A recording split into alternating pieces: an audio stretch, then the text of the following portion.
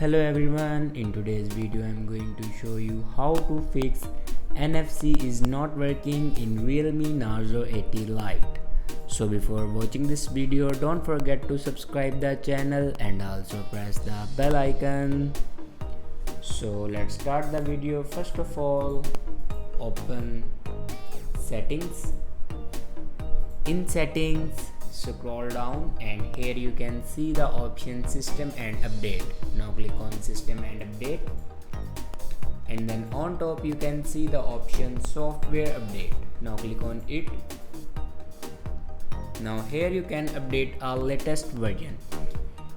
If it doesn't update to latest version, then update it to latest version. After updating a latest version, then go back and click on backup and reset, and then again click on reset phone.